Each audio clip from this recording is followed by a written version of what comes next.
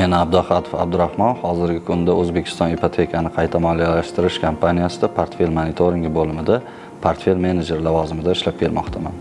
2023-yilda Toshkent davlat iqtisodiyot universitetini korporativ boshqaruv yo'nalishini tamomlaganman. Men mehnat faoliyatimni 2022-yilda O'zbekistonning top banklaridan birida kredit mutaxassisi sifatida boshlaganman. So'ngra faoliyatimni ushbu bankning bosh ofisida davom ettirganman. Faoliyatim davomida biz O'zbekiston ipotekani qayta moliyalashtirish kompaniyasi aksiyadorlik jamiyati bilan hamkorlik amaliyotlarini olib borganmiz. Ushbu davr mobaynida kompaniya meni e'tiborimni tortdi.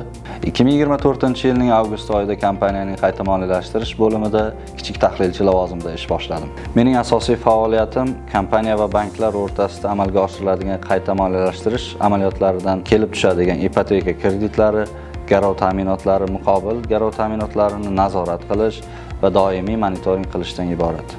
Kompaniyadagi mehnat faoliyatim davomida turli xil bilim va ko'nikmalarga erishdim. Xususan, qayta moliyalashtirish amaliyotidagi tajribalarimni yanada orttirdim. Shuningdek, kompaniyaning mahalliy va xalqaro tashkilotlar bilan olib borgan turli xil loyihalarda faol ishtirok etib, o'z tajribalarimni yanada oshirishga erishdim. O'ylashim bo'yicha kompaniyaning eng katta ustunligi banklarga uzoq muddatli mablag' ajratadi, ipoteka kreditlari uzluksizligini ta'minlaydi. Shu orqali banklar ko'proq mijozlarga ipoteka krediti ajrata oladi. Bundan tashqari kompaniya xalqaro standartlar asosida ishlaydi va ishonchli moliyaviy hamkor hisoblanadi. Kompaniyada ishlashning menga eng yoqadigan jihati bu jamoaning professionalligi va doimo yuksalishga intilishidir. Bu yerda har kuni yangi tajriba orttirish hamda o'z ustimda ishlash imkoniyati bor. Shuningdek, ipoteka bozorini rivojlantirishga hissa qo'shayotganim meni yanada mas'uliyat bilan ishlashga undaydi.